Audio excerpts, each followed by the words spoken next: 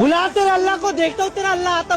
नमस्कार दर्शकों, आज की रिपोर्ट बेस्ड है भोपाल में हुए लव जिहाद वर्सेस बजरंग दल पर। इस रिपोर्ट में हमने वो सारी वीडियोस भी अटैच किए, वो सारी वीडियोस इस रिपोर्ट में हमने लगा रखी है जो उस टाइम उस जगह पर मौजूद लोगों ने जो वीडियो शूट करी और जो वीडियोस हम तक पहुंच पाई।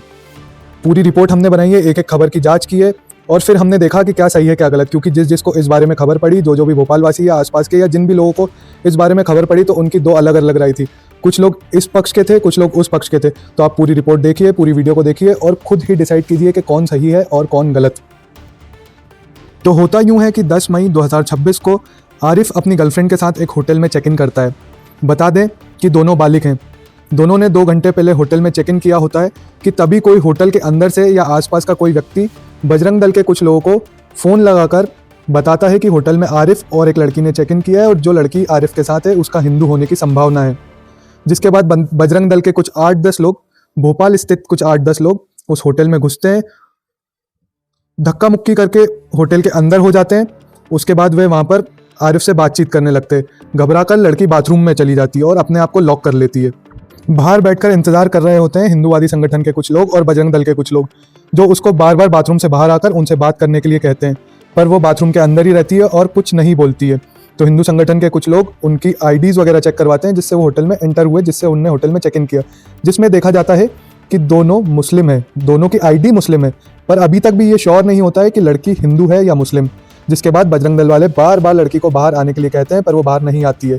इसी बीच वहाँ बैठा आरिफ लड़की को किसी मुस्लिम नाम से बुलाता है और कहता है बाहर आ जाओ, जिस पर लड़की उसे जवाब देती है, जो कि अभी तक किसी और को जवाब नहीं दे रही थी, अब उसे जवाब देती है। जिसके बाद बजरंग दल के कार्यकर्ता कहते हैं कि चाहे तो मुंह बांध कर ही पर बाहर आ जाओ। और जब लड़की बाहर आती है, होटल में जो उन दोनों ने आईडी दिया होता है, बजरंग दल वाले उन आईडीज़ को देखकर लड़की से उसका बर्थ डेट पूछते हैं और कहते हैं कि आईडी से मैच करते हैं, जिस पर लड़की अपना बर्थ डेट बताती है जो कि आईडी से मैच नहीं होता है।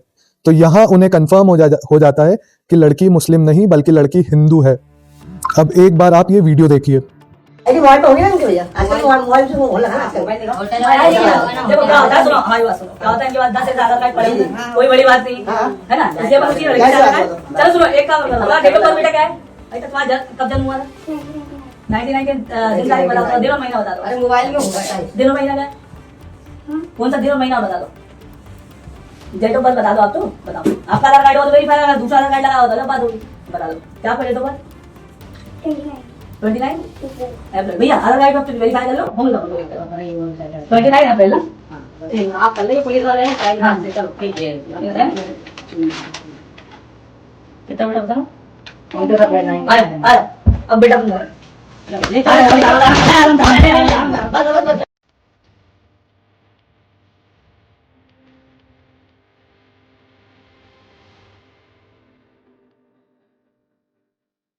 आरिफ और उस लड़की का झूठ पकड़ाता है, कैसे डेट ऑफ बर्थ से पता चलता है कि लड़की मुस्लिम नहीं हिंदू है।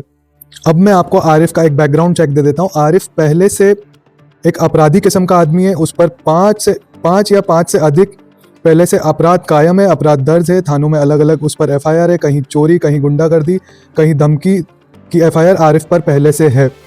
अब इस लड़की के पकड़ाने के बाद यहाँ से चालू होता है आरिफ वर्सेस विजेंद्र प्रजापति या लव जिहाद वर्सेस बजरंग दल। जैसे ही पता चलता है कि लड़की हिंदू है, ब्रजेंद्र प्रजापति और उनके साथ जो 5-6 लोग होते हैं वो वहीं आरिफ को मारना चालू कर देते हैं। आरिफ को थप्पड़, लात और घूंसे वे होटल में मारना चालू कर देते हैं। इसके बाद वे आरिफ को घसीट के होटल के बाहर ले जाते हैं। घसीटते घसीटते आरिफ के आधे से ज़्यादा कपड़े फाड़ देते हैं। फिर वो आरिफ को मारते मारते उसका जुलूस निकालने लगते हैं। वैसे तो देखा जाए तो लड़का और लड़की दोनों बालिग थे, पर चूंकि आरिफ और लड़की ने अपनी अपनी आईडीज़ मुस्लिम नाम से लगा रखी थी, तो शायद बजरंग दल या हिंदूवादी संगठनों को उन्हें मारने का हक मिल जाता है। वहीं दूसरी तरफ देखा जाए तो आरिफ भी चालाकी करते हुए उन संगठित कार्यकर्ताओं के सामने भी लड़की को मुस्लिम नाम से बुला रहा था। तो अब मैं अलग अलग पॉइंट्स मेंशन करूंगा जहां पर आपको डिसाइड करना है क्या सही क्या गलत, कौन सही कौन गलत। अब चूंकि आरिफ ने झूठ बोला और बजरंग दल के कार्यकर्ताओं को हक मिल चुका था उसे मारने का, तो वो मारते मारते उसे होटल के बाहर लाते हैं, जहां वे नारेबाजी चालू करते हैं, उसके मुंह पर गोबर लगाते हैं, शाही डालते हैं, उस पर शाही और कालीख पोतते हैं। लगातार वे उसे मारते जाते हैं, मारते मारते शहर में उसकी बारात निकालने लगते हैं। जब बजरंग दल के कार्यकर्ता ये सब आरिफ के साथ कर रहे थे, कुछ दूर चले तभी कुछ पुलिस वाले भी उन्हें बीच में मिल गए। पुलिस वालों ने ब्रजेंद्र प्रजापति और बाकी अन्य बजरंग दल कार्यकर्ताओं को रोकने की कोशिश करी, जिसके बाद बजरंग दल कार्यकर्ता और पुलिस के बीच भी कुछ आपसी मतभेद हुआ, जिस पर बजरंग दल के कुछ कार्यकर्ता बोलते हैं कि इनका वीडियो बनाओ और रिकॉर्ड करो कि ये हमें मारने से रोक रहे हैं, जिस पर पुलिस ने कहा कि अगर आप उन्हें मारेंगे तो हम आपको रोकेंगे। जिस पर एक अगला अन्य बजरंग दल कार्यकर्ता पुलिस से सवाल करता है कि जब ये ऐसी करतूत करते हैं तो इन्हें मारे नहीं तो और क्या करें। ये कहासुनी कुछ देर और चलती है, जिसके बाद पुलिस वाले बजरंग दल वालों से छुड़ाकर कपल को अपने साथ पुलिस स्टेशन ले जाते हैं, जहां पर कपल से पूछा जाता है कि क्या आप कोई केस दर्ज करवाना चाहते हैं, जिस पर कपल मना कर देते हैं। पर जब ये पूरा वाकया हो रहा था जिसमें बजरंग दल के कार्यकर्ता आरिफ को मार रहे थे, गोबर लगा रहे थे, उसका जुलूस निकाल रहे थे, तब एक और बड़ी बात हुई जिसने पूरे शहर का माहौल खराब कर दिया, जिसने पूरे शहर में आग लगा दी। मारते मारते बजरंग दल के कुछ कार्यकर्ताओं ने अल्लाह पर अभद्र टिप्पणियां करी। अल्लाह के बारे में बुरा भला बोलते बोलते आरिफ को किसी बजरंग दल कार्यकर्ता ने कहा कि जा अब तेरे अल्लाह को बुला, मैं भी देखता हूँ तुझे कौन बचाने आएगा। जिसके बाद पूरे शहर का माहौल एकदम से ख़राब हो गया। जैसे जैसे वीडियो आगे बढ़ता गया, शहर के लोग दो गुट में बंटते गए, कुछ लोग आरिफ के सपोर्ट में, कुछ लोग लव जिहाद के खिलाफ।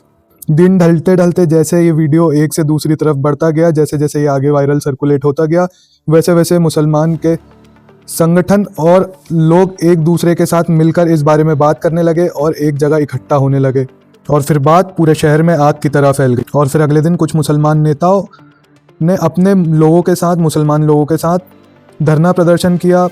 अलग अलग जगह जाकर उन्होंने सरकार और प्रशासन को चेतावनी दी। उन्होंने कहा कि अगर 24 घंटे के अंदर इनकी अरेस्टिंग, इनके खिलाफ FIR नहीं होती है तो फिर वे शहर का माहौल बिगाड़ देंगे, फिर कोई भी प्रशासन या शासन का आदमी उन्हें रोक नहीं पाएगा।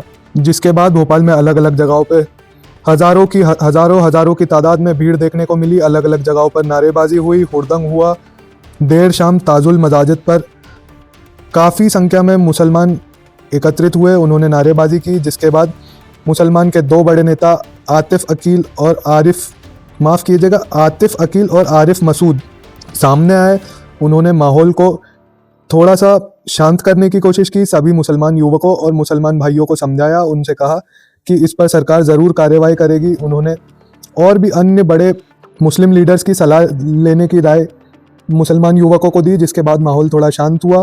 आरिफ और उस लड़की ने इन लोगों पर कोई अपनी तरफ से पुलिस केस या FIR दर्ज तो नहीं करवाई, पर जब पुलिस ने आरिफ और लड़की से पूछा कि आप लोग ऐसे होटल में क्यों मिल रहे थे, तो लड़की ने बताया कि वह एक PG में रहती है और लड़कों का वहाँ आना मना है, इसलिए दोनों होटल में मिल रहे थे।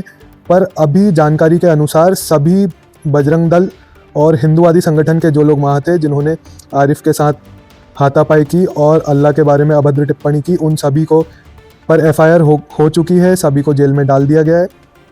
तो अब मैं आप पर छोड़ता हूँ, आप विचार कीजिए कि कौन सही कौन गलत। क्या लड़की के कमरे में ऐसे घुस जाना, उसके बाथरूम के बाहर बैठे रहना और उससे कहना कि अगर 2 दिन 4 दिन 6 दिन नहीं निकलेगी तो हम यहीं बैठे रहेंगे, सही था?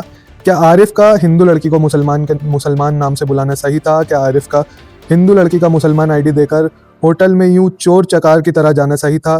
क्या आरिफ ने पहले से जो आपराधिक केस उस पर दर्ज है, उस हिसाब से आरिफ का इरादा क्या इस लड़की को लेकर सही था? क्या हिंदूवादी संगठन के लोगों ने जो आरिफ पर गोबर लगाया, यूं उसका पूरा जुलूस निकाला, क्या वो सही था? क्या यूं कानून को अपने हाथ लेना हिंदूवादी संगठनों का सही था? और फिर अल्लाह पर यूं टिप्पणी करना कितना सही था? उसके बाद यूं पूरे मुसलमान समुदाय का इकट्ठा हो जाना, नारेबाजी करना, शहर के माहौल ख़राब करने की कोशिश करना सही था?